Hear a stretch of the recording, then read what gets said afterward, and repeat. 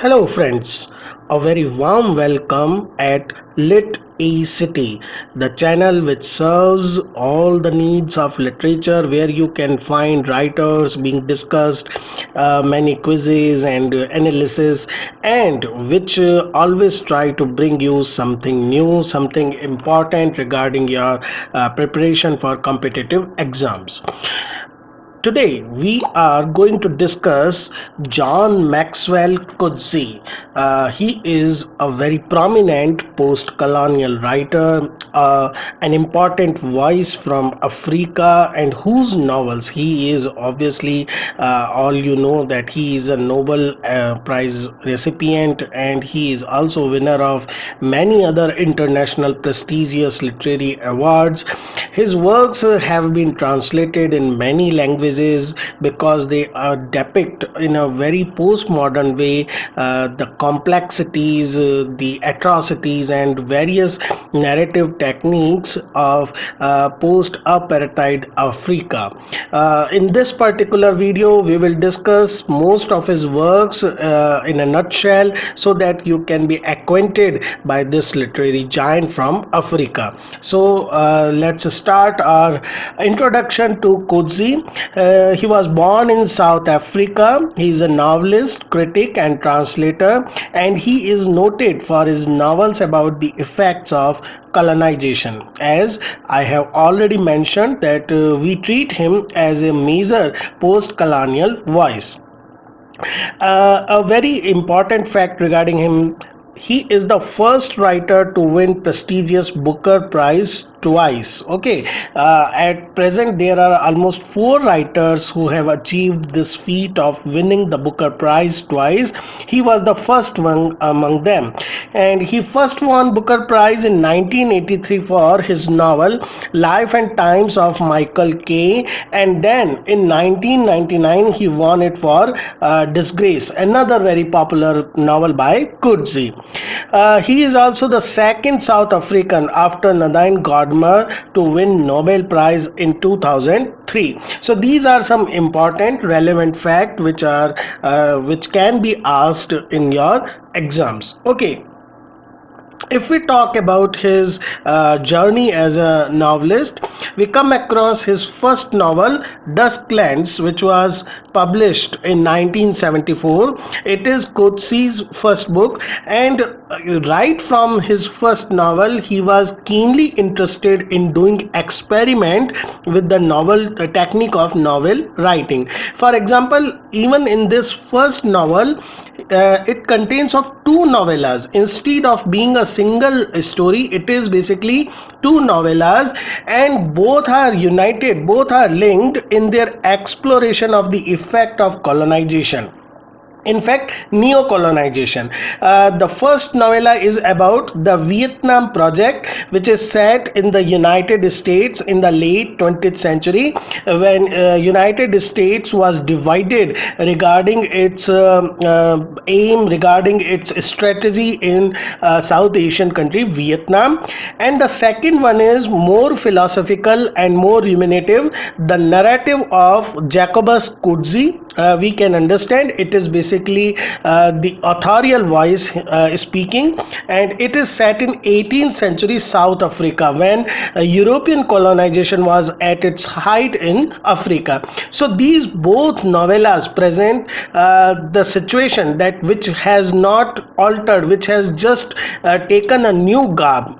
Earlier it used to be European colonization, and in 20th century it has become a neo-colonization, economic colonization. His second work, In the Heart of the Country, published in 1977, it is an investigation into the idea of selfhood. Coetzee is very much obsessed by the philosophical side of being, and even in the early phase of his novel career, he wrote such novels. It is also about the rhetoric of patriarchy. So, how does a male becomes the center character, how does a male acquires the governance of the familial unit. All these things are discussed. The protagonist of this novel is Magda, who is a white woman who faces oppression not only from her father but also from the black farmhand Hendrik. A very complicated relationship between Hendrik and Magda. Magda tries to subvert the state of subservience and dominance, but eventually she is raped by Hendrik, the black farmhand. So, a complicated relationship between a black woman and a white man, a white woman and a black man is presented in this novel. The third novel, which became very popular and through which Coetzee came to be known as an international celebrity, is Waiting for the Barbarians. It was published in 1980. The main protagonist of this novel is a nameless civil servant who serves as a magistrate to a frontier settlement which is owned by a nameless empire. Now, this empire, which is basically a colonialist regime, it sets itself in opposition to the barbarians. Now, who are the barbarians? They are the mysterious nomadic people who live in the wild lands bordering the empire. Now, this magistrate, he witnessed all these things, all the cruelties which are leashed by this empire upon the nomads, and how he finally gets disillusioned about these things. So this is presented in this particular novel.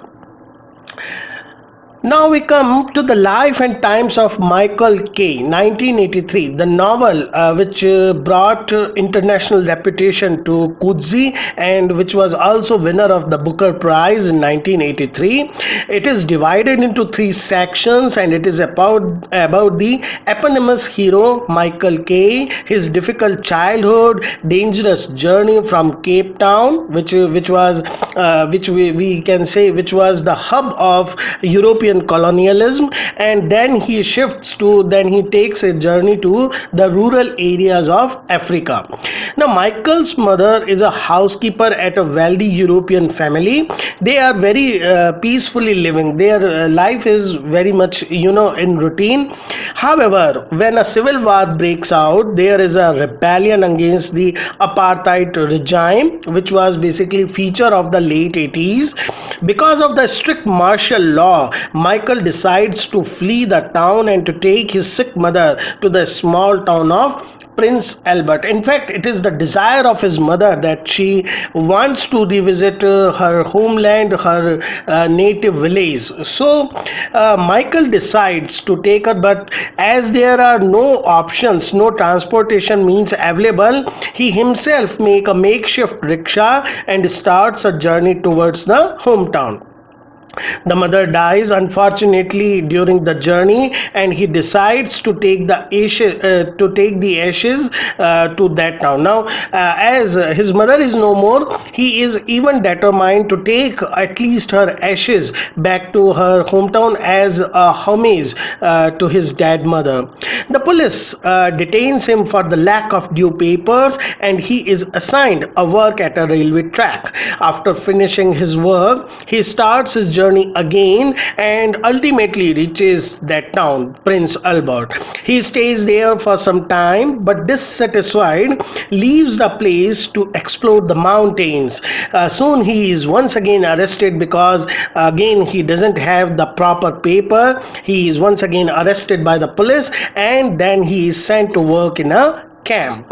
There is a rebellion in the town, and Michael hides himself in a garden. There he builds a shade for himself and lives there, totally being anonymous. He doesn't come into the limelight, and there is life in exile, you can say. Okay, once again, but he is basically reported, and then once again he is arrested by the police third time, and now he is taken to a rehabilitation camp where a doctor becomes fond of him, taking him to be an innocent person. This part of novel is very moving. The relationship between this aged doctor and Michael K is beautifully portrayed by Coetzee. He escapes from the camp and joins a group of nomads and wanders with them. Now you can always see that how J.M. Coetzee presents the nomadic tribes of Africa, which basically are very important factor in the cultural movement of Africa, these nomadic tribes. He has his first sexual experience with a woman from the group, and with awakened sexuality starts finding women attractive. So quite a delayed spring in the life of Michael K, when he is able to find the physical pleasure very gratifying to his senses of kind of physical gratification. Eventually, he returns to his Cape Town house. Now, still in the evenings, he is haunted. He becomes nostalgic about his garden house where he lived a sort of Edenic existence without any disturbance. So, the whole novel portrays the problems, the difficulties, the hardships faced by innocent man during that post-apartheid era, when there was lot of civil wars and violence, and innocent men were persecuted without any cause and reason. The next novel is 1986, and it is a further progress into Coetzee analysis of post-colonial discourse, and also the narrative, the experiment he carries with the narrative technique is once again very much visible in this novel. It is a meta-fictional text. Now, this term itself is very important, and it is used in context of postmodern and post-colonial discourses. A meta-fictional text is a work which questions the format, the theory, the we can say technique of novel writing itself. So it's a novel about the novel, we can say it. And also it is a post-colonial reworking of Daniel Defoe's classic Robinson Crusoe. Now, post-colonial reworking is a work in which a classical work, we can say an old work, is examined from post-colonial point of view. The characters, the setting, which hitherto have been ignored or put into the background, it is basically presented in the foreground. The focus shifts from the dominant object to the suppressed object, and the silenced voices are once again tried to restore. That is known as post-colonial reworking. Jean Rice has done this work with Jane Eyre's famous work, Jane Eyre novel by Charlotte Bronte, a White Sargasso Sea. This novel is told in 4 parts, and 4 tells the story of Susan Barton, when another kind of, we can say, experiment where in a novel of adventure the protagonist is not a man but rather a woman. So Susan Barton's point of view is presented: a woman who is stranded and then rescued from a desert island and taken back to England, where she attempts to contact Daniel Foe. So Daniel Foe is the name of the writer who is supposed to publish her story for the world to read. From this Daniel Foe, we have the title of the novel. Now, Susan Barton tells the story of her time on the island where she lived with Crusoe and Friday, 2 men shipwrecked and also stranded on the island.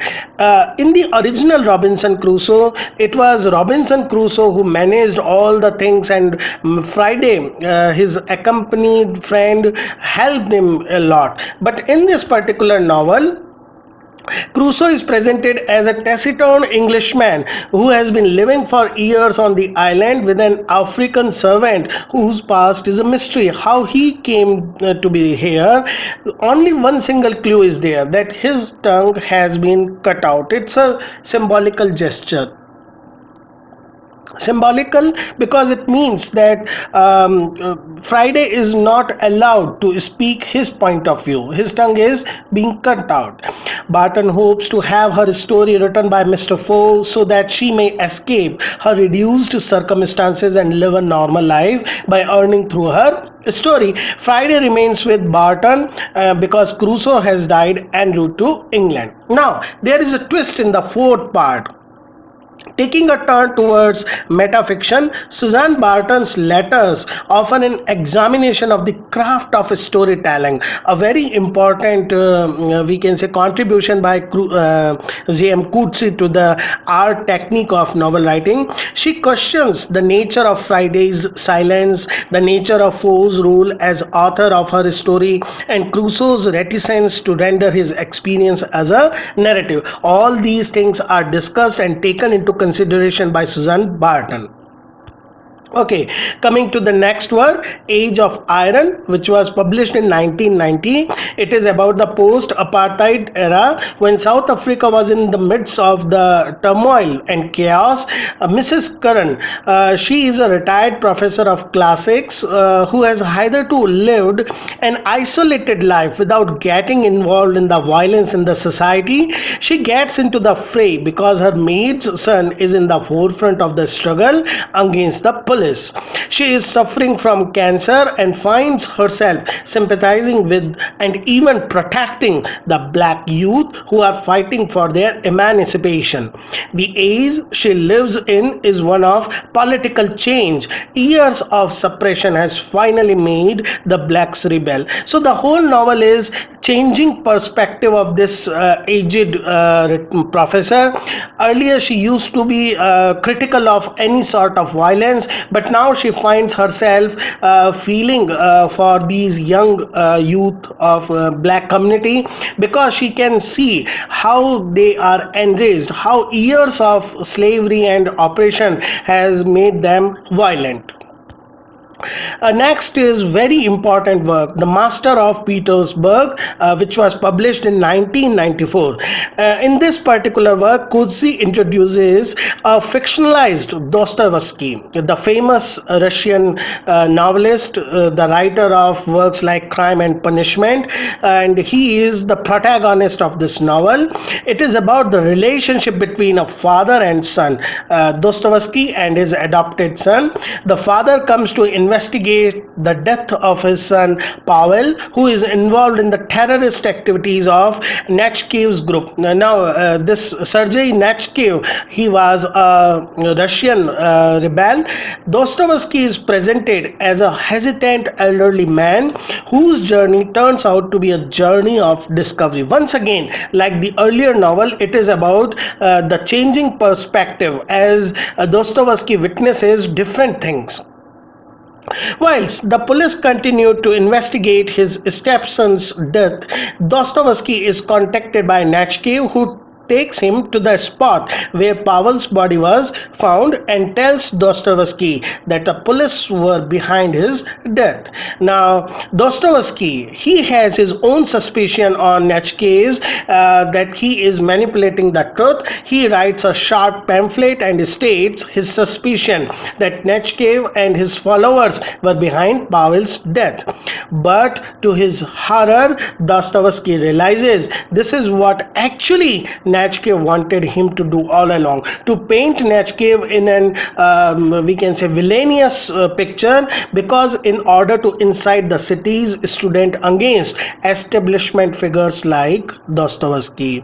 The university student riot and set fire to the university, and Dostoevsky sits down, begin to write a fictionalized account of events.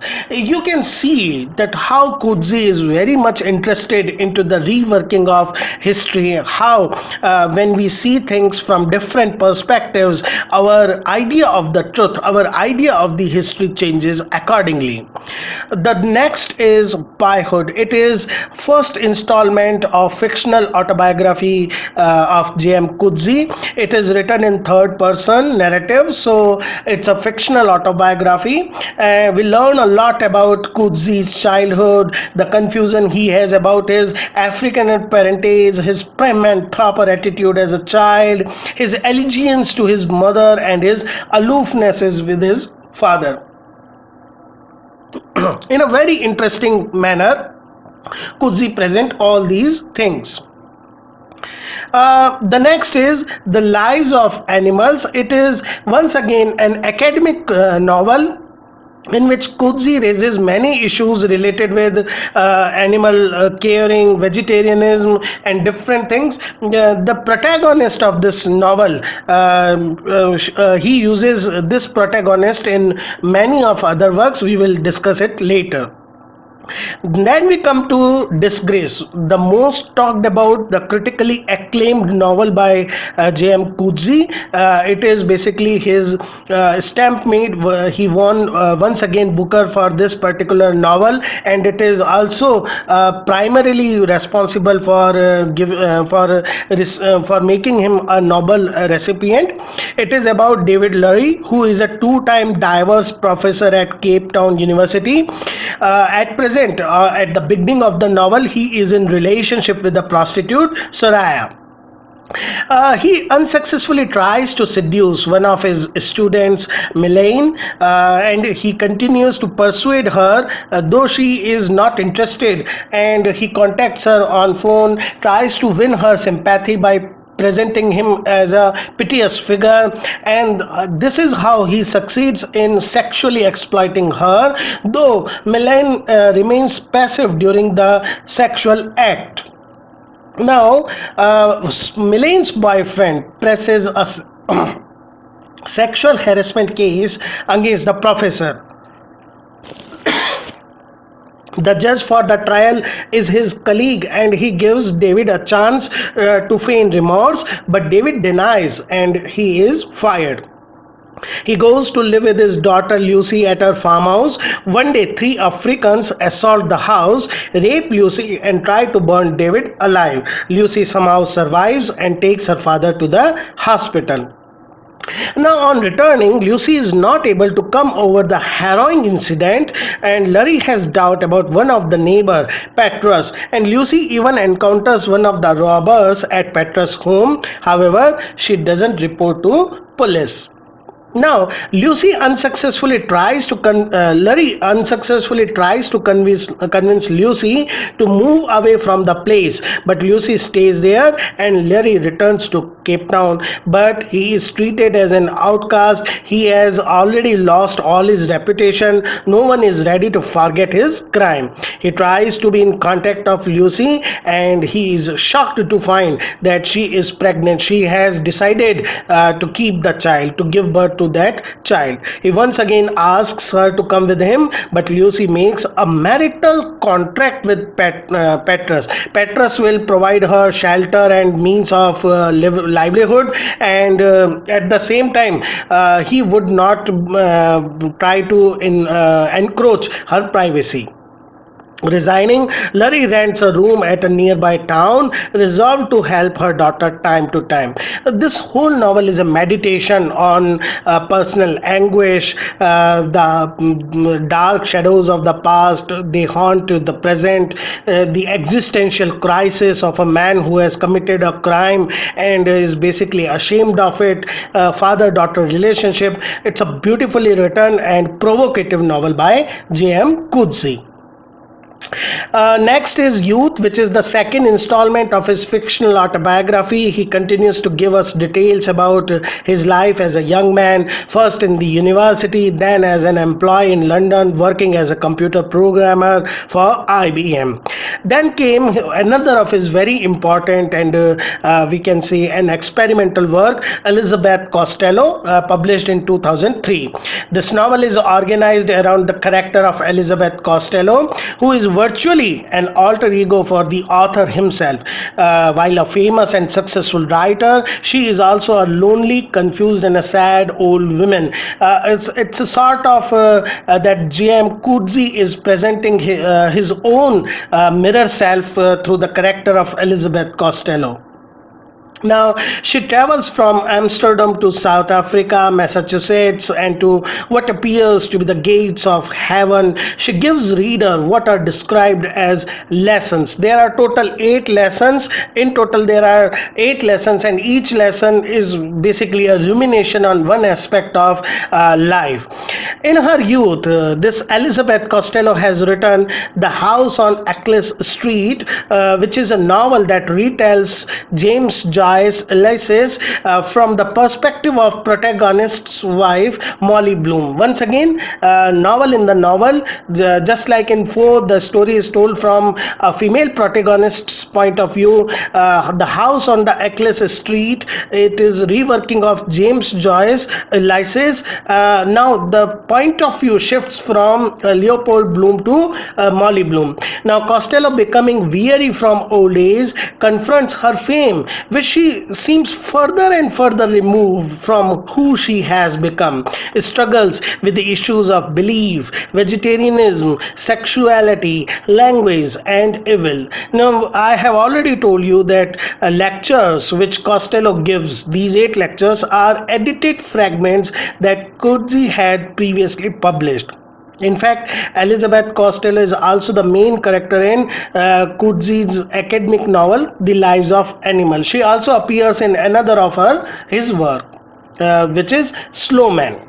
It was published in 2005. It is a novel about Paul, a man in his 60s who is confined to his house because of an accident when one of his legs is amputated. He is attracted to his nurse Mariana, who is a Croatian girl.